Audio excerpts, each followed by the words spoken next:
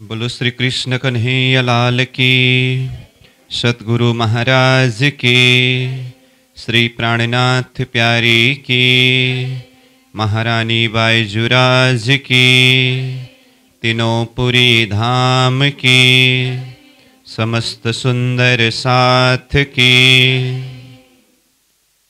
आनंद कंदम प्रभुदेव चंद्रम ब्रजेश रूपेण पुरापि जातं प्रवेश्य प्राप्तं प्रियप्राणनाथं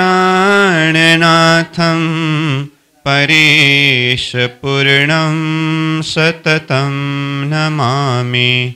ब्रह्म प्रिया जागरणाय जाता सर्वस्वपाता भवसिन्धुत्राता विज्ञानदाता निजधर्मधाता दिनैकबन्धो शरणं प्रपद्ये दिनैकबन्धो शरणं प्रपद्ये। बोलो श्री प्राणनाथ प्यारे की प्रणाम। उपस्थित संपूर्ण सुंदर साहस जी, साधक एवं साधिकाएं, प्रशिक्षण शिविर सत्र का आज हम 35वां दिवस के इस पावन बैठक में उपस्थित हुए हैं। सर्वप्रथम आप सभी को सप्रेम प्रणाम करते हुए स्वागत करते हुए आज का कक्षा सत्र विषय वस्तु को हम आगे प्रस्तुत करने जा रहे हैं। हमारा विषय चल रहा है अक्षरातीत परब्रह्म परमात्मा श्रीराज जी महाराज के सत का अनेकों कला में एक कला अक्षर ब्रह्म। अक्षर ब्रह्म के द्वारा सृष्टि उत्पत्ति प्रसंग में जो अक्षर ब्रह्म स्वप्ना में जाकर के क्षर पुरुष के रूप में अपने आप को पाया, तो सपना में जाते समय जागृत का मन का एक अंशरूप शक्ति जाता है। तो जागृत का मन मतलब अक्षर ब्रह्म का मन अव्याकृत। तो जिस तरह से अक्षर ब्रह्म का मन अव्याकृत है, इसी तरह से बुद्धि सबलिक, चित्त केवल, अहम सत्स्वरूप, जिसे अक्षर ब्रह्म का 4 अंतस्करण कहते हैं और उसको दूसरे शब्द में 4 विभूति स्वरूप भी कहा है। तो ये अक्षर ब्रह्म के 4 अंतस्करण के अंदर कहाँ कहाँ कौन कौन सी शक्तियाँ हैं, इन शक्तियों के विषय में हम चर्चा कर रहे हैं। तो विशेष करके ये परम धाम और अक्षरधाम का प्रसंग तो हम पहले से ही चर्चा करते आ रहे हैं। ये परम धाम हुआ और ये अक्षरधाम हुआ, ठीक है। तो परम धाम, परम धाम, परम धाम में राज जी, श्यामा जी और 12,000 आत्माएं। ये तो लगभग प्रत्येक क्लास में शुरुआत अब यहीं से हो रहा है। और ये अक्षरधाम में अक्षर ब्रह्म है ना। तो ये प्रसंग आगे बढ़ते बढ़ते हमारा मुख्य प्रसंग चल रहा है ये अक्षर ब्रह्म का अहम अंतस्करण, जिसका नाम सत्स्वरूप है। और ये दूसरा चित्त अंतस्करण, इसका नाम केवल है। और तीसरा बुद्धि अंतस्करण, इसका नाम सबलीक है। और चौथा मन अंतस्करण, इसका नाम अव्याकृत है, ठीक है। अब यहाँ से भी आगे बढ़ करके हम अक्षर ब्रह्म का सपना का एरिया और सपना का पुरुष एक क्षर पुरुष की उत्पत्ति के प्रसंग में भी थोड़ा कुछ चर्चा कर चुके हैं। तो विशेष हम कल चर्चा कर रहे थे ये सत्स्वरूप केवल सबलिक अव्याकृत के अंदर कहाँ कहाँ कितने स्थान है और उन स्थानों में कौन कौन सी शक्तियाँ हैं। तो जैसे उसी को हम थोड़ा सा रिवीजन करें तो बताइए सत्स्वरूप में कितने स्थान है? 2 स्थान है तो यहाँ 5 स्थान। कई जगह में अगर सत्स्वरूप का 5 स्थान करके ऐसा भी लिखा हुआ मिला तो उसी हिसाब से समझना होगा। लेकिन यहाँ 2 स्थान करके समझाया है तो ये ऊपर का भाग निर्मल चेतन। ये निर्मल चेतन में क्या है? स्वयं सत्स्वरूप ब्रह्म। और ये सेकंड स्थान में महाकारण, जहाँ पर मूल प्रकृति है। ये शब्दावली पूरा याद होना पड़ेगा करके मैंने कल ही बताया था। आप लोगों ने याद करके आए हैं, हम विश्वास करते हैं। अगर अभी तक याद नहीं भी हुआ हो तो ये कंपलसरी याद होना ही पड़ेगा। तत्सुरु के अंदर, केवल के अंदर, सबली के अंदर, अव्याकृत के अंदर जो कुछ भी है, नहीं तो फिर बाद में जा कर के ऊपर से नीचे, नीचे से ऊपर कहाँ का संबंध किसके साथ में है, वो संबंध बताते समय बहुत मुश्किल पड़ेगा और किताब के शब्दों को समझना भी बहुत मुश्किल पड़ेगा। तो अभी से ये सारी शब्दावली और लोकेशन सब दिल दिमाग में बैठ जाए तो बाद में जहाँ से भी शब्द अथवा भाषा आएगा आसानी से समझ सकते हैं। चलो, सत्स्वरूप हुआ। अब केवल, केवल के लिए कोई भाग नहीं किया है, वहाँ पर केवल ब्रह्म है और उनकी स्वामिनी ज्वालादिनी शक्ति है और आत्माएं हैं। तो ये केवल धाम के संदर्भ में हम चर्चा कर रहे थे। परम धाम में जो लीला होती है उसी का प्रतिबिंब केवल धाम में होती है, इसलिए वो केवल ब्रह्म, रसरूप ब्रह्म। उसके बाद हम सबलीग में आए। सर्वप्रथम तो हमने ये कहा अक्षरधाम में जो लीला है अथवा अक्षरधाम का जो प्रतिबिंब वो सबलीग में है। तो ये सबलीग धाम अथवा सबलीग ब्रह्म के अंदर वैसे कितने भाग है? 5 भाग है, परंतु यहाँ पर कितने भाग प्रकट करके दिखाया है? 4। तो इसमें 4 मतलब 1, 2, 3, 4 हुआ।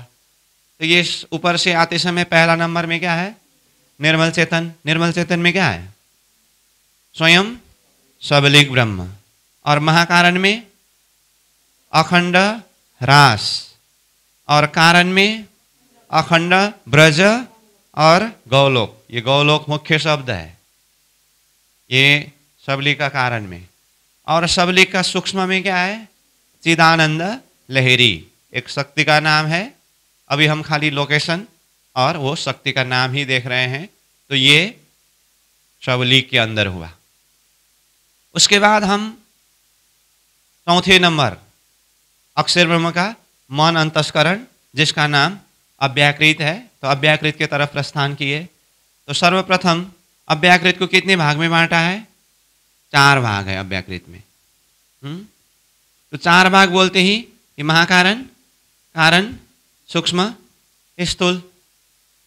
ठीक है। अब महाकारण में क्या है करके कहा, तो महाकारण को भी फिर कितने भाग में बांटा? 4 भाग में बांटा। तो महाकारण को भी 4 भाग में बांटते समय हमने ये एरिया को थोड़ा अलग करके समझने के लिए डट डट करके भाग अलग कर दिया था। तो महाकारण का भी 4 भाग। तो स्थान का नाम क्या हुआ? शुद्ध महाकारण, शुद्ध कारण, शुद्ध सूक्ष्म, शुद्ध स्थूल। ये 4 भाग हुआ। एक को भी 4 करने के बाद उसमें आगे शुद्ध शब्द जुड़ जाता है। शुद्ध महाकारण में क्या है? प्रतिबिंब रास।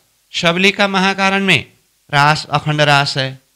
अव्याकृत के महाकारण का शुद्ध महाकारण में प्रतिबिंब रास है। अभी बस इतना ही देख के रखेंगे, बाद में ये विषय में और क्लियर होगा ही, मैं बार बार बोल रहा हूं। अब अव्याकृत के ये जो महाकारण के शुद्ध कारण में क्या है? प्रतिबिंब ब्रज अथवा गौलोक। जो सबलीग का कारण में अखंड ब्रज अथवा गौलोक था, उसी का प्रतिबिंब अव्याकृत के महाकारण का शुद्ध कारण में। और तीसरा नंबर शुद्ध सूक्ष्म में क्या है? पुरुष लीला, 4 दीप। और शुद्ध स्थूल में सुमंगला शक्ति। तो इस तरह से अव्याकृत का महाकारण मंडल में प्रतिबिंब रास, प्रतिबिंब ब्रज अथवा गौलोक, पुरुष लीला, 4 दीप और सुमंगला शक्ति, ये महाकारण मंडल में हुआ। और अव्याकृत का कारण में अखंड 7 शून्य। और अव्याकृत का सूक्ष्म में काल निरंजन शक्ति। और अव्याकृत का स्थूल में प्रणव ब्रह्म। तो हम यहाँ अव्याकृत के स्थूल में प्रणव ब्रह्म यहाँ तक आए थे। यहाँ तक मैंने कल का ही विषय दोहरा रहा हूँ। ठीक है। अब कल मैंने अंतिम में कहा था, तो इस तरह से सत्स्वरूप केवल सबलिक अव्याकृत देखते देखते हम अव्याकृत को भी 4 भाग करके महाकारण कारण सूक्ष्म स्थूल में क्या क्या है यहाँ तक तो देखा, और इसमें से अव्याकृत का स्थूल में प्रणव ब्रह्म है, लेकिन अव्याकृत के स्थूल के अंदर भी और विभाजन है, उसके अंदर भी अलग अलग स्थान और अलग अलग शक्तियां हैं। वो कल चर्चा करेंगे करके मैंने कल क्लास पूरा किया था, याद है ना। तो आज का हमारा विषय है अव्याकृत का ये 4 भाग में से, यानी कि महाकारण कारण सूक्ष्म स्थूल में से स्थूल जो प्रणव ब्रह्म है, वो प्रणव ब्रह्म के अंदर अब क्या क्या शक्ति किस तरह से विभाजन हुआ है अथवा विस्तार हुआ है उसको हम देखेंगे। ठीक है, तो इसके लिए अब मैं ये अव्याकृत यहाँ थोड़ा बड़ा नक्शा में बताऊंगा। तो देखिए ये अव्याकृत है, ठीक है। अव्याकृत में से ये महाकारण, महाकारण के अंदर भी 4 भाग, इस विषय में हम क्लियर हो चुके हैं। और उसके बाद ये कारण, उसके बाद ये सूक्ष्म, और ये स्थूल के लिए मैंने जगह बड़ा रखा हूँ यहाँ है, तो ये बराबर करके समझना पड़ेगा।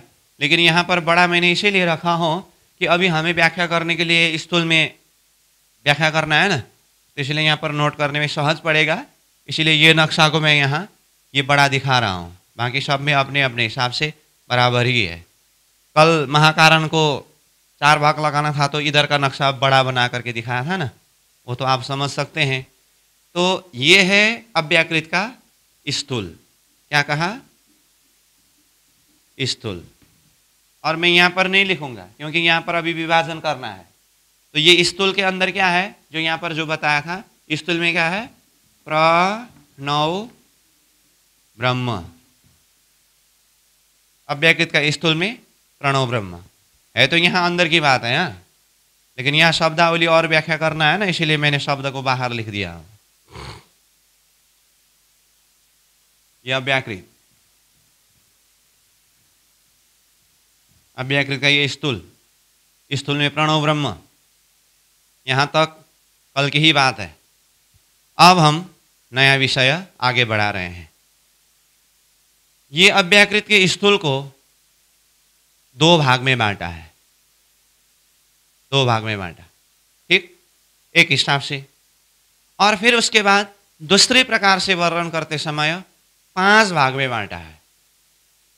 ध्यान देकर के समझ लीजिए, अव्याकृत के स्थूल को एक प्रकार से वर्णन करते समय इसमें 2 स्थान है, फिर दूसरे प्रकार से वर्णन करते समय इसमें 5 स्थान है।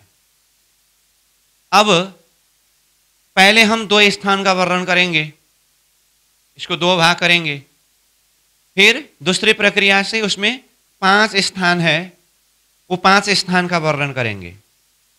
तो जैसे अभी मैंने कहा अव्याकृत के स्थूल में 5 स्थान है।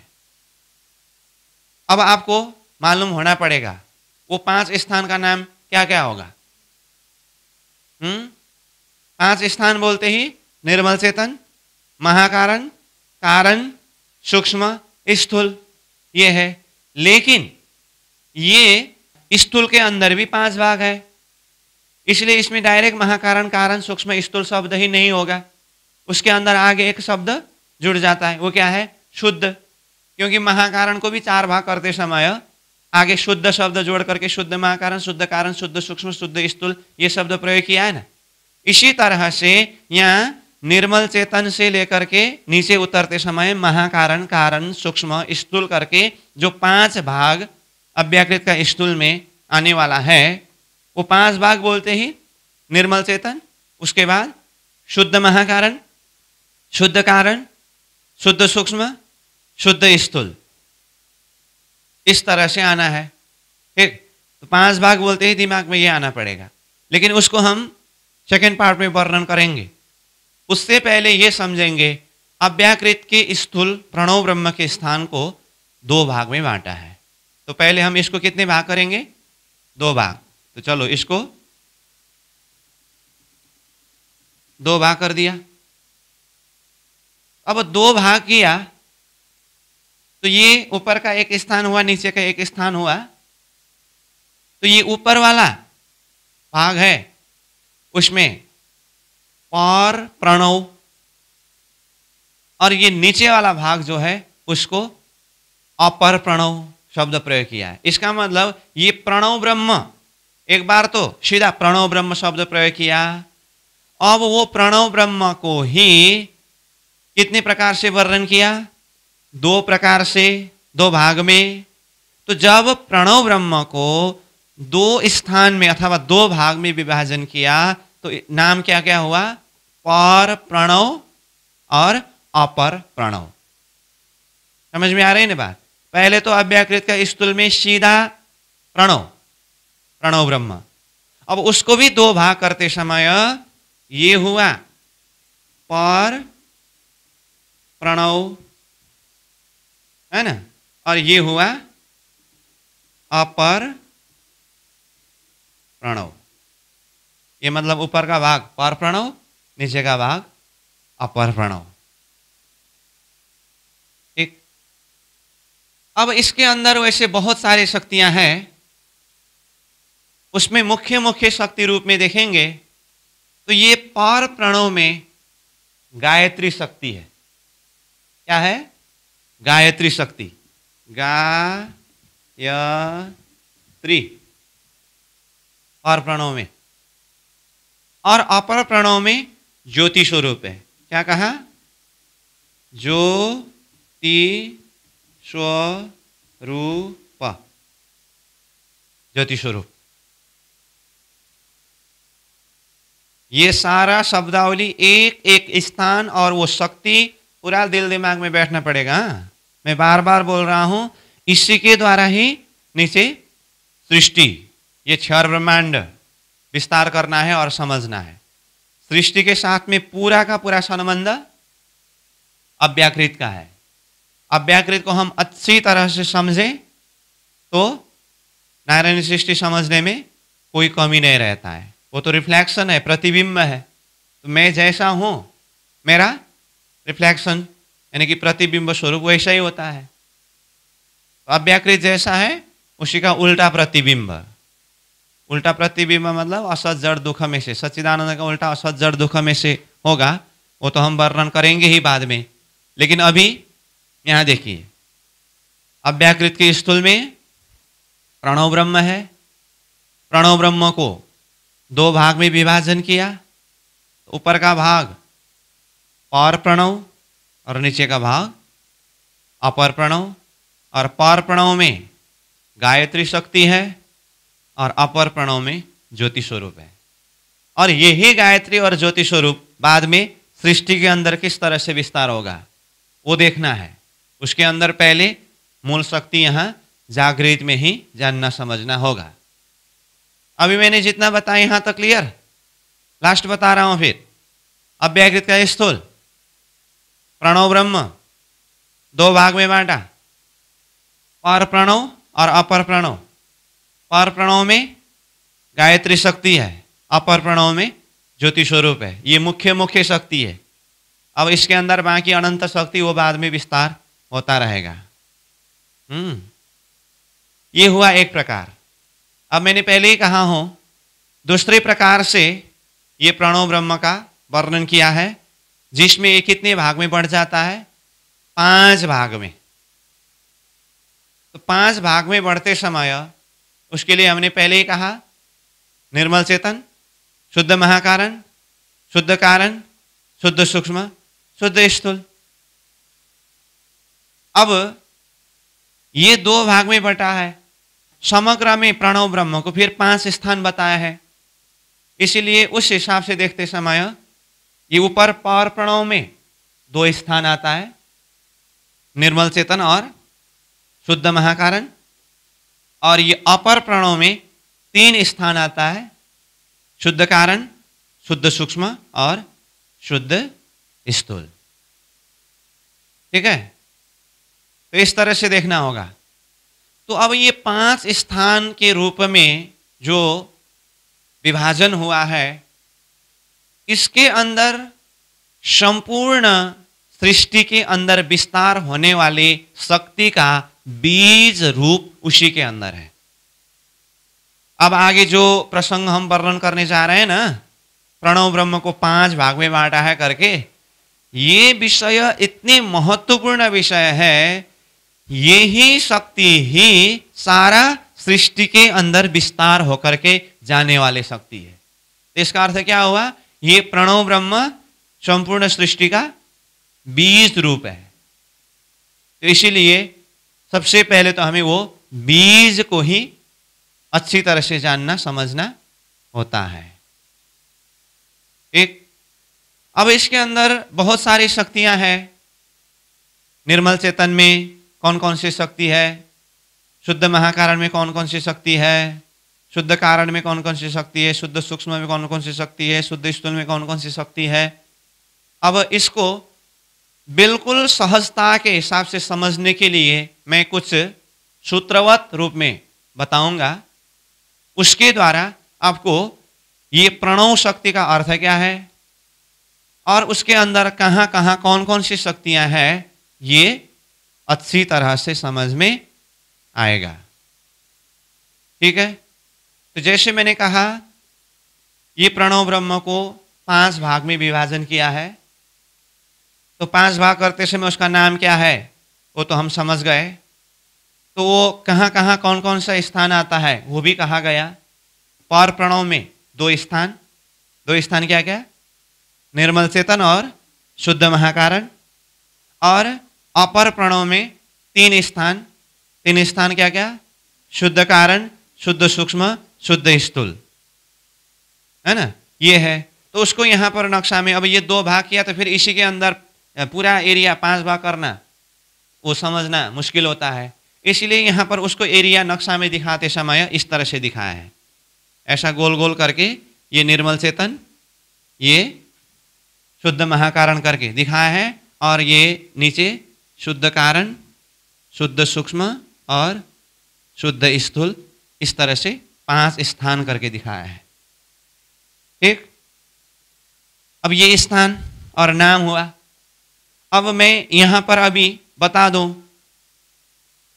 निर्मल चेतन में क्या है, शुद्ध महाकारण में क्या है, बता सकता हूं, लेकिन उससे पहले मैं एक सूत्र इसको प्रक्रियावत हिसाब से बताऊंगा।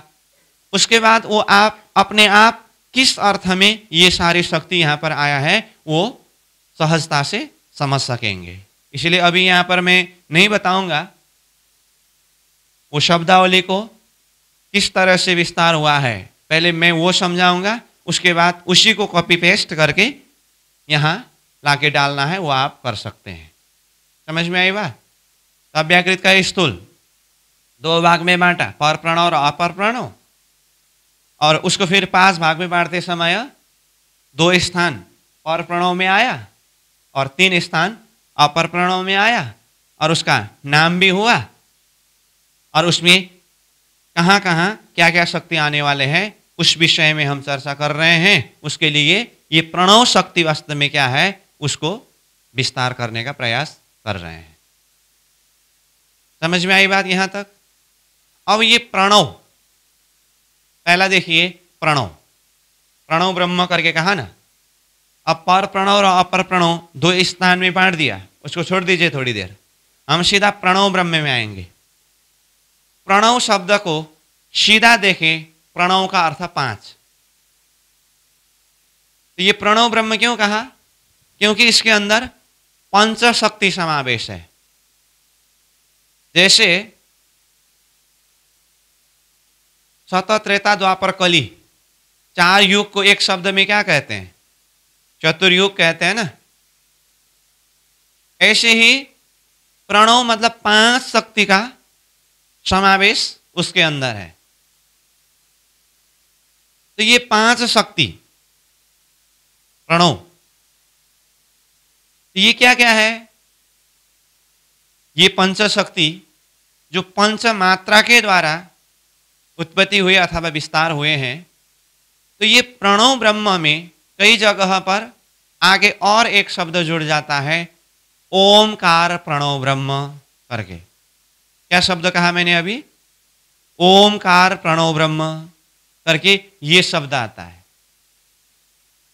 तो शब्द क्या आया? ओम। क्या कहा मैंने? ओम कहा। तो ये ओम को ही दूसरे भाव में प्रणव कहा है। चाहे ओमकार कहे, चाहे प्रणवाकार कहे, ओमकार ब्रह्म कहे या प्रणव ब्रह्म कहे, शब्द उच्चारण अंतर है, तत्व तो एक ही है। तो ज्यादातः हम ये ओम, ये शब्द फेमिलियर है। तो ये ओम के अंदर 5 शक्ति है और वही 5 शक्ति होने से प्रणव ये शब्द भी प्रयोग हुआ है। समझ में आ रही है ना बात? तो चलो पहले हम देखेंगे ये ओम के अंदर 5 शक्ति अथवा ये पंच मात्रा अथवा पंच आकार के द्वारा ये ओम तैयार हुआ है, जिसे पंचमात्रा अथवा पंच आकार भी कहते हैं। वो क्या क्या है देखिए, अ, उ, म, अर्धमात्रा और बिंदु। इसे चंद्र भी कहते हैं ना, चंद्र और बिंदु कहते हैं, इसे अर्धमात्रा बिंदु भी कहते हैं। तो क्या क्या हुआ? अ, उ, म, अर्धमात्रा बिंदु का समष्टि रूप ही ओम। ओम कहने से इसके अंदर क्या क्या है? अ, उ, म, अर्धमात्रा बिंदु। कितना हुआ? 1 2 3 4 5 हुआ कि नहीं? तो ये औम अर्धमात्रा बिंदु के द्वारा ओम शब्द बना और यही जो 5 शक्ति होने से उसको प्रणव भी कहा। इसका अर्थ क्या हुआ? चाहे हम ओम कहे, चाहे हम प्रणव कहे, बात एक ही है। इसीलिए कई बार दोनों शब्द एक साथ में जुड़ करके ओमकार प्रणव ब्रह्म ये शब्द प्रयोग होता है। यहां तक क्लियर? चलो अब ये पंचमात्रा जो है जिसके द्वारा ओम शब्द बना अथवा जिसको प्रणव भी कहते हैं, ये पंचमात्रा पंच स्थान में है। क्या कहा मैंने? पंच स्थान में है। तो यही जो पंचमात्रा का पंच स्थान ही बिंदु मात्रा निर्मल चेतन स्थान में, अर्धमात्रा शुद्ध महाकारण स्थान में, मकार शुद्ध कारण स्थान में, उकार शुद्ध सूक्ष्म स्थान में, अकार शुद्ध स्थूल स्थान में। 5 भाग हुआ ना? तो चलो ये तो मैंने थोड़ा सा आपको ये ओम प्रणव और ये पंचमात्रा के लिए ये बताया, तो इसको मैं एक चार्ट के हिसाब से ही बता देता हूं, ठीक है? तो यहां ऊपर ओम अथवा इसको क्या कहा? प्रणव कहा, ठीक है? तो इसके अंदर कितनी शक्ति है? 5 शक्ति है। तो 5 शक्ति के लिए क्या क्या कहा? अ, उ, म, अर्धमात्रा और बिंदु। तो पहले तो हम ये स्थान को यहीं पर निश्चित करेंगे। ये बिंदु मात्रा कहाँ है? निर्मल चेतन में। मैं यहाँ पर निर्मल से ही लिखता हूँ, जगह को देखते हुए निर्मल चेतन, यहाँ पूरा आप समझेंगे। निर्मल चेतन, निर्मल चेतन में क्या है? बिंदु मात्रा। और ये अर्धमात्रा जहाँ है वो क्या है? शुद्ध महाकारण। मैंने यहाँ शुद्ध मो ही लिखा हूँ, शुद्ध महाकारण। और ये मकार मात्रा कहाँ है? शुद्ध कारण, मैंने का ही लिखा, शुद्ध कारण। ठीक। और उकार मात्रा कहाँ है? शुद्ध सूक्ष्म। और अकार कहाँ है? शुद्ध स्थूल। तो निर्मल चेतन, शुद्ध महाकारण, शुद्ध कारण, शुद्ध सूक्ष्म, शुद्ध स्थूल में ये बिंदु मात्रा, अर्धमात्रा अथवा बिंदु, अर्धमात्रा, मकार, उकार, अकार। यहां तक क्लियर? अब हम ये सृष्टि के अंदर जो 5 तत्व विस्तार की बात करते हैं और 5 तत्वों का अपना अपना जो विषय है, जो तन्मात्रा, और इनका देवता है, और वेद के विषय में हम सुनते हैं, ये सारा का सारा विस्तार कहां से हुआ है? यही पंचशक्ति के द्वारा हुआ है। अथवा ये पंचशक्ति का समष्टि रूप क्या कहा? ओम, अथवा ये प्रणव कहा। ठीक। अब सबसे पहले 5 तत्व की अगर हम बात करें तो ये 5 तत्वों में सबसे पहला आकाश तत्व, उसके बाद दूसरा वायु तत्व, तीसरा अग्नि तत्व, चौथा जल तत्व, पांचवें पृथ्वी तत्व। ये पंच तत्व कहां से विस्तार हुआ? तो यही पंचशक्ति के द्वारा अथवा पंच मात्रा के द्वारा 5 तत्वों की उत्पत्ति है। लेकिन यहां पर जो अव्याकृत के स्थूल में हम जो बात कर रहे हैं, बिल्कुल ही ये बीज रूप में है। मैं वो बीज की बात कर रहा हूं। वही सृष्टि में किस तरह से विस्तार होकर के आएंगे वो आगे प्रसंग आने पर हम चर्चा करते जाएंगे, परंतु पहले तो बीज का पहचान अच्छी तरह से होना पड़ेगा। तो 5 तत्वों में से पहला नंबर आकाश तत्व कहा। तो आकाश तत्व की उत्पत्ति कहां से? ये बिंदु मात्रा के द्वारा। तो बिंदु मात्रा में क्या कहा? आकाश, आकाश तत्व। अर्धमात्रा के द्वारा वायु तत्व, मकार के द्वारा अग्नि तत्व, उकार के द्वारा जल तत्व, और अकार के द्वारा पृथ्वी तत्व। ठीक है।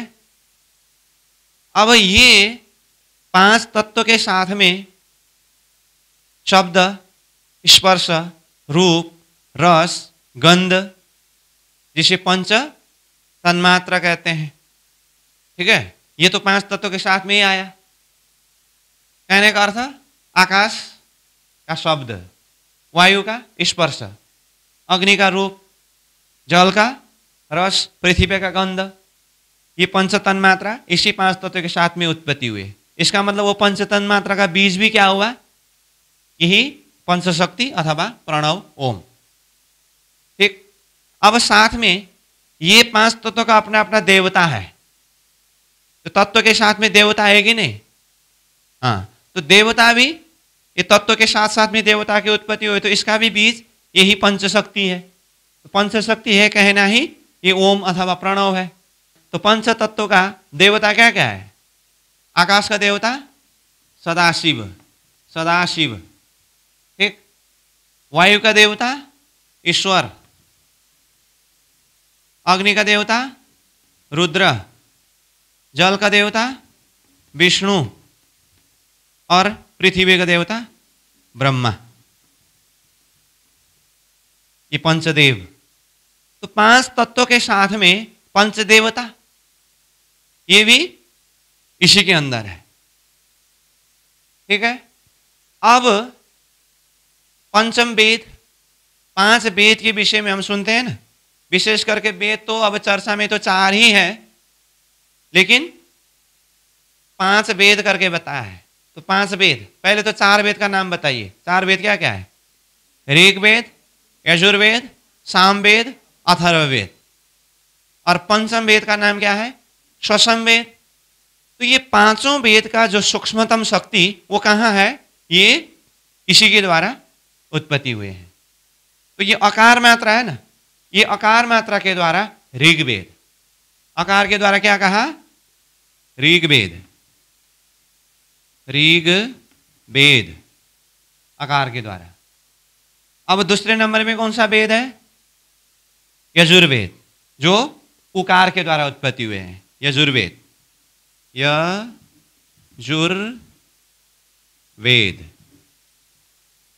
तीसरा वेद कौन है? सामवेद, सामवेद ये मकार मात्रा से है, मकार मात्रा से साम वेद। और चौथा वेद है अथर्ववेद, जो अर्ध मात्रा से है, अथर्ववेद, अथर्ववेद। और पांचवा नंबर में जो स्वसम वेद है, ये बिंदु मात्रा से है। क्या कहा? स्वसम वेद। तो ये पंचवेद हुआ। फिर भी मैं बता रहा हूं, यहां पर जो भी बात हम कर रहे हैं, ये सब सूक्ष्म रूप की बात कर रहे हैं। और यहां सूक्ष्म रूप की क्यों बात कर रहे हैं? ये ही सृष्टि के अंदर स्थूल रूप में विस्तार होने वाला है। ठीक है? तो अभी तक हमने क्या क्या कहा? ध्यान देकर के समझ लीजिए। हाँ, मैं बिल्कुल ये सूत्र रूप में, सार रूप में बता रहा हूं। इसके अंदर तो बहुत सारी विस्तार की बात है, परंतु सार रूप में हम सहजता से समझ सके, इसीलिए ये चार्ट बना करके मैं बता रहा हूं। तो यहां अभी तक हमने जो कुछ भी विस्तार किया, चाहे ये 5 स्थान के रूप में हो, चाहे ये पंचमात्रा के रूप में हो, चाहे पंच तत्व के रूप में हो, चाहे पंच देवता के रूप में हो, और मैंने पंच तत्व के साथ में पंच तन्मात्रा भी कहा हूं। हाँ, और ये पंच देवता है, और साथ में ये पंच वेद है। जो भी इस तरह से हम विस्तार रूप में देख रहे हैं, आखिर ये सब का सार क्या है? ये सब का सार है ओम। अथवा ये 5 स्थान में होने से उसको क्या कहा है? प्रणव। तो यहां पर प्रणव शब्द उच्चारण करते समय शब्द प्रणव, लेकिन उसके अंदर ये सब कुछ है। अथवा शब्द ओम, लेकिन वो ओम के अंदर ये सब कुछ है। और ये सब कुछ कहने का मतलब यहां तो शब्दावली फिर भी थोड़ा कम ही दिखाई दे रहा है, लेकिन जो कुछ भी विस्तार है वो सबका बीज यही है। समझ में आ रही है ना बात? देखिए, पंचमात्रा तो है, और आकाश, वायु, अग्नि, जल, पृथ्वी, ये 5 तत्व, यही तो सृष्टि के अंदर सारा विस्तार 5 तत्व से है। इधर देखे, उधर देखे, जिधर देखे, जहां कहीं भी विस्तार किसका है? यही 5 तत्व का है। रामदास जी ने क्या कहा? 5 तत्व, छठी आत्म, शास्त्र सबों की ये मत। सारा ब्रह्मांड का सार 5 तत्व। तो 5 तत्वों का जो बीज रूप है, ये 5 तत्व, ये पंचमात्रा के द्वारा, वो भी कहां है? ओम में ही है। और दूसरा, साथ में ये पंच देवता, सदाशिव, ईश्वर, रुद्र, विष्णु, ब्रह्मा, और जितने भी शक्तियों का विस्तार हुआ है देवता के रूप में अथवा अन्य शक्ति के रूप में, उसका मूल शक्ति यही तो है, और यही सृष्टि के अंदर। अब ये तो हम जागृत के एरिया की बात कर रहे हैं। अब ये शक्ति ही बाद में सृष्टि के अंदर किस तरह से विस्तार होगा, वो हम आगे चर्चा करेंगे, तो तब और मालूम पड़ेगा कि ये पंचदेव शक्ति कितने सार शक्ति है। और उससे भी महत्वपूर्ण बात, ये पंचवेद कहा है ना, पंचवेद। तो वेद का ज्ञान जो है, सबका सार तो वही है। तो इसीलिए ऐसे ऐसे सार तत्व शक्ति पंचवेद, जैसे ऋग, यजुर, साम, अथर्व, स्वसम वेद, ये पंचदेवता जैसे शक्ति, 5 तत्व जैसे शक्ति, ये पंचमात्रा के द्वारा विस्तार हुए हैं। और ये पंचमात्रा का समष्टि रूप ही ओम है अथवा प्रणव है। इसका मतलब ओम कहने से, प्रणव कहने से उसके अंदर कितने सारी शक्ति है। समझ में आ रही है बात? इसीलिए ओम को ब्रह्म रूप में भी मानते हैं, और कई मंत्र में ओम उच्चारण होने में उसके अंदर बिल्कुल ही सार तत्व, सर्वशक्ति का वो केंद्रीकरण है, स्टोर हाउस है। तो पहले मैंने घनीभूत और द्रवीभूत शब्द के ऊपर कुछ चर्चा किया था ना। घनीभूत शक्ति का केंद्रीकरण, और द्रवीभूत मतलब वही शक्ति किस तरह से विस्तार होता है। उस हिसाब से यहां देखें तो ये ओम अथवा प्रणव ऐसा सार शब्द है अथवा शक्ति है जो घनीभूत शक्ति है। ओम के अंदर ही सब कुछ है। मैं सृष्टि का बीज रूप में बात कर रहा हूं। सब कुछ है कहने का मतलब अब यहां से नीचे उतरने के बाद में फिर ऊपर की तरफ ले मत जाना। हाँ, अब यहां से नीचे उतरना है ना, इसलिए यहां पर स्टोर हाउस बना रहा हूं मैं। घनीभूत रूप में है वो, और यही द्रवीभूत रूप में किस तरह से फैलना है, जो सृष्टि विस्तार प्रसंग में हम इसी को व्याख्या करेंगे। जैसे एक बर्ड बीज के अंदर ही, बर्ड का जो बीज होता है ना, बीज के अंदर ही उसका वृक्ष, पत्ते, मतलब सब कुछ देखने की बात कर रहा हूं मैं। ये प्रणव ब्रह्म के अंदर अथवा ये ओमकार के अंदर, अथवा ये कहां की बात है, अव्याकृत का स्थूल, यहां की बात हो रही है। इसके अंदर ही बीज रूप में सर्वशक्ति है। उसी को द्रवीभूत रूप में अथवा विस्तार करके हमें सृष्टि के अंदर समझना होगा। इसीलिए मैंने सृष्टि विस्तार करने से पहले यहां पर स्टोर हाउस की बात कर रहा हूं, वो शक्ति की बात कर रहा हूं। तो अब तक मैंने जो कहा आपको क्या समझ में आया? अव्याकृत का स्थूल में प्रणव ब्रह्म, प्रणव ब्रह्म को दूसरे शब्द में ओम भी कहते हैं। क्यों प्रणव कहा? उसमें 5 शक्ति होने से। 5 शक्ति क्या क्या है? अ, उ, म, अर्धमात्रा, बिंदु। 5 शक्ति अथवा 5 मात्रा कहते हैं। अलग अलग प्रसंग में अलग अलग शब्द प्रयोग होता है, जो भी वो 5। और वो प्रणव 5 को फिर ओम क्यों कहा? क्योंकि ये पंच मात्रा का समष्टि रूप ही शब्द क्या बनता है? अ, उ, म, अर्धमात्रा, बिंदु इजिकल टू ओम। इसीलिए पहले तो हम ये जाने प्रणव अथवा ओम, शब्द अलग है, तत्व एक है। अब इसी ओम के अंदर का अथवा प्रणव के अंदर का जो पंच शक्ति के द्वारा ही ये 5 तत्व, पंचदेव, पंचवेद सूक्ष्म रूप में विस्तार हुआ है, ये शक्ति। और यही फिर जगत के अंदर विस्तार होते हैं। वो आगे हम चर्चा करेंगे, लेकिन अभी हम वो घनीभूत शक्ति के अंदर ही सब कुछ देखने का एक प्रयास कर रहे हैं। ठीक है यहां तक? तो अब तक मैंने ये प्रणव अथवा ओम का ये विस्तार प्रसंग बताया, और मैं बार बार बोल रहा हूं ये शक्ति ही सब कुछ है। अब इसी का विस्तार ही सब स्थूल जगत में होना है, और ये सब का भी सार ये ओम है। ठीक है यहां तक? चलो अब आपको इसी एक एक को उठा करके यहां ले जा करके कॉपी पेस्ट करना है। समझ में आई बात? ये सब प्रणव अथवा ओम का विस्तार है। अब इसी को उठा करके यहां कॉपी पेस्ट करना है, लेकिन शब्द प्रयोग करना है हर में सूक्ष्मतम रूप है। ये अव्याकृत के जो स्थूल में वर्णन करते समय ये सूक्ष्मतम रूप है शब्द आपको ऊपर से जोड़ना पड़ेगा। तो अब मैं बताता हूं, ध्यान देकर के इधर समझिए। एक को अगर मैं बताऊं तो बाकी 4 आप स्वयं समझेंगे। ठीक है?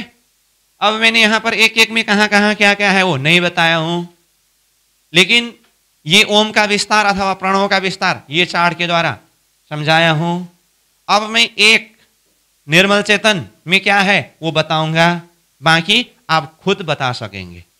ठीक? देखिए ये निर्मल चेतन है, ये निर्मल चेतन मतलब ये निर्मल चेतन, है ना। ये शुद्ध महाकारण मतलब ये शुद्ध महाकारण, हाँ? ये शुद्ध कारण मतलब ये शुद्ध कारण, ये शुद्ध सूक्ष्म मतलब ये शुद्ध सूक्ष्म, ये शुद्ध स्थूल मतलब ये शुद्ध स्थूल। ठीक, अब यहां जो है मैंने बोला इसको कॉपी पेस्ट करके यहां पर डाल दीजिए। अब देखिए ये निर्मल चेतन, तो ये निर्मल चेतन में क्या है? तो निर्मल चेतन में है, मैं भाषा से बोलता हूं, एक बार भाषा को ध्यान दे करके सुनिए। निर्मल चेतन में क्या है? तो निर्मल चेतन में बिंदु मात्रा, आकाश तत्व, सदाशिव देवता, स्वसंवेद, यहां तक ठीक है। अब आगे शब्द जोड़ना पड़ेगा आपको, का सूक्ष्मतम रूप है, ये समझना पड़ेगा, क्योंकि ये अभी घनीभूत सूक्ष्म रूप में है, वही अब विस्तार सृष्टि के अंदर करना है। ठीक, चलो अब बाकी आप खुद बता सकते हैं, फिर भी मैं एक बार बता देता हूं। आइए ये सेकेंड शुद्ध महाकारण में, इधर देखिए, शुद्ध महाकारण में, तो शुद्ध महाकारण में क्या है? तो यहां देखिए, तो शुद्ध महाकारण में, अब इसको भाषा में कैसे प्रयोग करेंगे हम? शुद्ध महाकारण में अर्धमात्रा, वायु तत्व, ईश्वर देवता, अथर्ववेद का सूक्ष्मतम रूप है। ये वाला सेंटेंस आपको यहां नोट करना पड़ेगा। ठीक है, अब हम चलते हैं शुद्ध कारण में। शुद्ध कारण में क्या है? ये शुद्ध कारण में देखिए तो मकार मात्रा, अग्नि तत्व, रुद्र देवता, सामवेद का सूक्ष्मतम रूप है। ठीक, अब हम चलते हैं शुद्ध सूक्ष्म में। तो शुद्ध सूक्ष्म यहां आइए, शुद्ध सूक्ष्म में क्या है? उकार मात्रा, जल तत्व, विष्णु देवता, यजुर्वेद का सूक्ष्मतम रूप है। ठीक है, और आइए शुद्ध स्थूल में, तो ये शुद्ध स्थूल, शुद्ध स्थूल में क्या है? अकार मात्रा, पृथ्वी तत्व, ब्रह्मा देवता, ऋग्वेद का सूक्ष्मतम रूप है। बस, बाद में आप ये नक्शा को खोल करके देखिए, इसके अंदर यही भाषा मिलेंगे, और ये किताब को खोल करके देखिए, उसके अंदर यही भाषा मिलेंगे। लेकिन बाद में आपको कंफ्यूज ना हो, इसलिए एक पॉइंट बता के रखता हूं। इसके अलावा एक बात ज्यादा, ये शुद्ध स्थूल, शुद्ध सूक्ष्म और शुद्ध कारण जो तीन स्थान है ना, इसमें अलग अलग तीन अग्नि का नाम आया है। वो किताब पढ़ते समय आप खुद समझ सकते हैं। उसके अलावा बाकी यही बात है। क्लियर? बस, तो इसका अर्थ क्या हुआ? प्रणव ब्रह्म करके कहते समय अव्याकृत के स्थूल में इतने शक्ति को यहां समझना पड़ेगा। दो प्रकार से वर्णन किया। अब इसी चीज को मैं समराइज करके बताता हूं। अव्याकृत का स्थूल प्रणव ब्रह्म, प्रणव ब्रह्म को दो प्रकार से विभाजन किया है। एक प्रकार से इसको दो भाग में बांटा है। तो दो भाग में बांटते समय पर प्रणव और अपर प्रणव है। पर प्रणव में गायत्री है, अपर प्रणव में ज्योति स्वरूप है। अब उसके अंदर अन्य शक्ति क्या क्या है वो विस्तार बाद में हम समझते जाएंगे। अभी के लिए सूत्र रूप में इतना ही समझेंगे। अब फिर ये दो भाग अलग है। अब दूसरी प्रकार से हमें फिर प्रणव ब्रह्म को पांच भाग में समझना है। इसलिए प्रणव, पूरा ये प्रणव को समझिए, इसको पांच भाग में समझना है। तो पांच भाग में समझने का अर्थ हमने ये चार्ट के द्वारा सहजता से समझने का कोशिश किया। तो पांच भाग क्यों? क्योंकि प्रणव का अर्थ ही पांच है। तो पांच क्या है? अ, उ, म, अर्धमात्रा और बिंदु है ना। ये प्रणव है और इसी का समष्टि रूप इसको ओम कहते हैं। और ये पंच स्थान, ये शुद्ध स्थूल, शुद्ध सूक्ष्म, शुद्ध कारण, शुद्ध महाकारण और निर्मल चेतन में है। ये स्थान हुआ, ये मात्रा हुआ। अब इनमें से एक एक मात्रा के द्वारा क्या क्या विस्तार हुआ? तो बिंदु मात्रा से आकाश तत्व, है ना, सदाशिव देवता, और ये स्वसम वेद है। अर्धमात्रा से वायु तत्व की उत्पत्ति है, ईश्वर देवता है, और अथर्व वेद है। मकार से उत्पत्ति है अग्नि तत्व, रुद्र देवता, सामवेद है। उकार से उत्पत्ति है जल तत्व, विष्णु देवता, यजुर्वेद है। अकार से उत्पत्ति है पृथ्वी तत्व, ब्रह्मा देवता, और ऋग्वेद है। ये सारा अव्याकृत का स्थूल में किस रूप में है? सूक्ष्मतम रूप में है। और इसी को उठा करके यहाँ नक्शा में ला करके समझना है। मैंने इतना बता दिया, और प्लस ये शुद्ध स्थूल, शुद्ध सूक्ष्म और शुद्ध कारण में 3 अग्नि का नाम अलग अलग यहाँ पर आता है। वो किताब पढ़ते समय मैंने अभी इतना बताया, तो आप खुद समझ सकते हैं। यहाँ तक जो वर्णन किया, ये मुख्य मुख्य शक्ति अक्षर ब्रह्म के ये 4 अंतःकरण के अंदर की शक्तियों का परिचय है। ठीक है, अब यहां तक तो बताया। मैं बार बार बोल रहा हूं, यही बातें बाद में हम किताब से पढ़ेंगे, परंतु अब भी मैं एक बार आपको यही शब्दावली ये किताब में किस तरह से आने वाला है एक बार मैं पढ़ के सुनाता हूं। आपको अभी किताब खोलने की जरूरत नहीं है, अगर चाहे तो आप खोल भी सकते हैं। मैं यहां से खोल करके दिखाता हूं कि ये अव्याकृत का स्थूल प्रणव ब्रह्म के अंदर ये शक्ति का विस्तार किस तरह से बताया है वो देखिए। है तो ऊपर सत्स्वरूप से ही है वो, उसको बाद में हम देखेंगे, लेकिन ये सूत्र के द्वारा मैंने यहाँ जो सार रूप से समझने का एक प्रक्रिया बताया, तो यही शब्द ग्रंथ में अथवा किताब में किस तरह से आने वाला है जैसे मैं बताऊंगा। तो ये विराट विज्ञान दर्पण किताब जिस विषय में बात कर ही रहा हूँ, इसका पेज नंबर 10 में, ठीक है, ये पेज नंबर 10 में यहाँ है। वैसे तो ऊपर से आया हुआ सत्स्वरूप से ही इसका वर्णन पेज नंबर 9 से ही है, परम नाम से शुरू किया, लेकिन मैं पार्टिकुलर जो जगह अभी बताने जा रहा हूँ वहाँ की बात दिखा रहा हूँ। ऊपर अव्याकृत के 4 स्थान करके बताया है, ठीक है। अब 4 स्थान करके बताया, उसमें यहाँ किताब में पुरुष लीला, गोलोक लीला और रास लीला करके इतना ही बताया है। ये सुमंगला शक्ति यहाँ नहीं है, तो सुमंगला शक्ति को समझना पड़ेगा, उस विषय में हम बाद में फिर चर्चा करेंगे, ठीक है। अभी मैं नीचे स्थूल के विषय में बात करने के लिए ही थोड़ा सा ये बता रहा हूँ। तो देखिए, फिर भी अव्याकृत का जो कारण है या अखंड 7 शून्य 7 शोर करके लिखा है ना। अव्याकृत के कारण की बात हुई, और अव्याकृत का सूक्ष्म में क्या कहा है, यहाँ काल निरंजन शक्ति करके कहा, ये भी हुआ। अब आइए नीचे, अव्याकृत का जो स्थूल है, स्थूल में पहले तो प्रणव ब्रह्म करके लिखा है ना, ये प्रणव ब्रह्म करके कहा एक। अब प्रणव ब्रह्म के 5 स्थान करके यहां पर दिया है, प्रणव ब्रह्म के 5 स्थान। तो प्रणव ब्रह्म के 5 स्थान मतलब हमने नक्शा में जिस तरह से आना है उसको यहां पर बनाया है। निर्मल चेतन, शुद्ध महाकारण, शुद्ध कारण, शुद्ध सूक्ष्म और शुद्ध स्थूल। तो इसके अंदर कहाँ कहाँ क्या क्या है, यहाँ डायरेक्ट भाषा में सार रूप में बता देता हूँ, जैसे यहाँ का जैसा है मैं वही पढ़ देता हूँ। निर्मल चेतन, निर्मल चेतन मतलब ये स्थान, और यहाँ से देखेंगे तो ये है। निर्मल चेतन में क्या क्या कहा, बिंदु मात्रा, ये देखिए, तो मैं किताब पढ़ता हूँ और यहाँ का दिखाता हूँ, ठीक है। बिंदु मात्रा कहा, तो बिंदु मात्रा ये हुआ। स्वसम वेद, ये स्वसम वेद। सदाशिव देवता, ये सदाशिव देवता। तथा आकाश तत्व, ये आकाश तत्व का सूक्ष्मतम रूप है। ये किताब में शब्द भले इधर उधर हुआ, लेकिन इसी के अंदर की बात है, समझ में आया। अब दूसरा महाकारण, तो यहाँ पर सीधा महाकारण ही लिखा है, लेकिन शुद्ध महाकारण समझना पड़ेगा।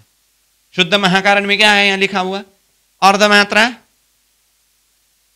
गायत्री शक्ति, गायत्री शक्ति करके कहा, क्योंकि वो भी तो परिचय देना है ना। ये महाकारण पर प्रणव में आया ना, तो पर प्रणव में गायत्री शक्ति आया, तो उसका भी परिचय देना पड़ा ना यहाँ, इसलिए गायत्री शक्ति भी आया है, ठीक है। उसके बाद आगे क्या बताया, अथर्ववेद, वो देखिए यहाँ अथर्ववेद।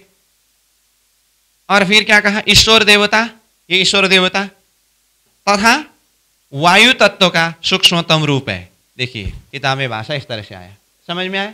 अब आगे कहा शुद्ध कारण में, शुद्ध कारण मतलब ये अपर प्रणव में आता है, यहाँ पर ये है। इसी के हिसाब से अब शब्द को देखिए, मकार मात्रा चार्ट में देखिए, सामवेद, रुद्र देवता, आह्वन्य अग्नि, मैंने ये शुद्ध कारण, शुद्ध सूक्ष्म और शुद्ध स्थूल में एक एक अग्नि का नाम एक्स्ट्रा आएगा जो यहाँ से अलग है करके बताया था ना, वो आह्वन्य अग्नि तथा तेज तत्व का सूक्ष्मतम रूप है।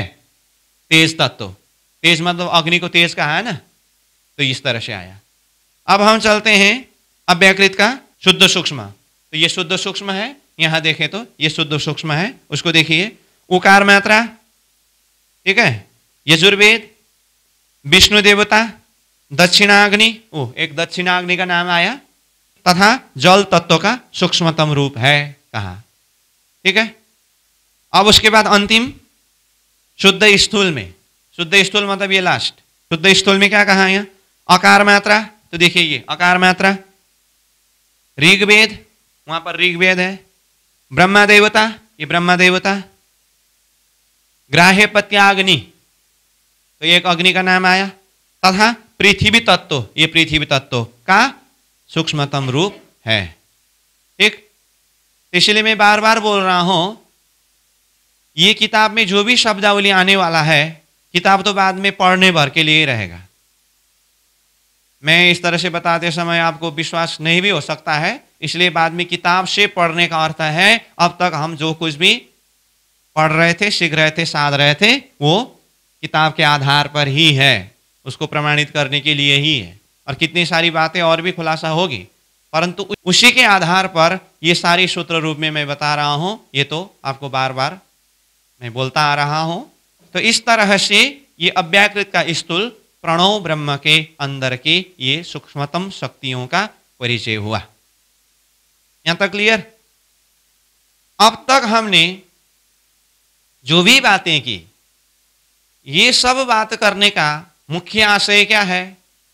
अक्षर ब्रह्म सपना में जाकर के चार पुरुष रूप बने, ठीक है। अब सपना में जाते समय क्या जाता है, प्रश्न हमने यहां पर उठाया, और ये भी कहा सपना में जाते समय मन जाता है।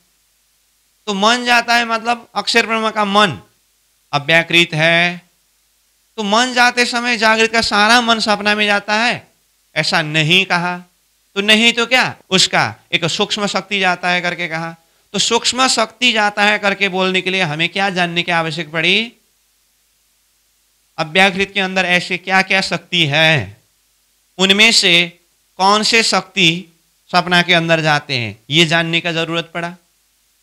तो चलो अव्याकृत को जानने से पहले सत्स्वरूप से ही शुरू करेंगे करके, सत्स्वरूप केवल सबलिक होते हुए अव्याकृत में कहां कहां कितने कितने स्थान किस तरह से है, और कहां कहां कौन कौन सी शक्तियां किस तरह से है, इस विषय में चर्चा किया, ठीक। तो अब तक हमने जितने विषय को देखा, चर्चा किया, परमधाम से लेकर के क्रमशः उतरते उतरते अव्याकृत का स्थूल प्रणव ब्रह्म तक की बात की। इसको मैं सार रूप में फिर भी एक बार बता देता हूं। परमधाम 25 पक्ष में है, 25 पक्ष का एक झलक वर्णन तो हमने पहले देखा है, और उसमें अनंत शक्तियां अपनी जगह में है ही, विशेष करके राजी, श्यामा जी और 12,000 आत्माओं की बात हुई। अक्षरातीत श्री राज जी अथवा अक्षरातीत श्री कृष्ण जी के सत के अनेकों कला में एक कला अक्षर ब्रह्म, जो अक्षरधाम में रहते हैं, वो बाल लीला करते हैं, ये भी चर्चा किया। अक्षर ब्रह्म का 4 अंतस्करण है, अहम, चित्त, बुद्धि, मन, जिसका नाम सत्स्वरूप ब्रह्म, केवल ब्रह्म, सबलिक ब्रह्म और अव्याकृत ब्रह्म है। अब इसके अंदर की शक्तियों को भी देखें तो सत्स्वरूप को 2 भाग में वर्णन किया है। निर्मल चेतन, जहाँ पर स्वयं सत्स्वरूप ब्रह्म है, महाकारण मूल प्रकृति का स्थान है। केवल धाम, परम धाम की प्रतिबिंब लीला होने से यहाँ पर कोई विभाजन नहीं है, केवल ब्रह्म अपनी स्वामिनी सहित अपनी शक्तियों के साथ में केवल धाम में लीला करते हैं। और सबलिक, सबलिक में वैसे 5 स्थान है, उसमें से यहाँ 4 स्थान का वर्णन किया है। निर्मल चेतन, महाकारण, कारण और सूक्ष्म। निर्मल चेतन में स्वयं सबलिक ब्रह्म है, महाकारण में अखंड रास लीला है, कारण में अखंड ब्रज लीला अथवा गौलोक है, और सूक्ष्म में चिदानंद लहरी है, ठीक। उसके बाद हम चलते अव्याकृत में। अव्याकृत को 4 भाग में बांटा है। महाकारण, कारण, सूक्ष्म और स्थूल। महाकारण, वो महाकारण को भी फिर 4 भाग में बांटा, शुद्ध महाकारण, शुद्ध कारण, शुद्ध सूक्ष्म, शुद्ध स्थूल।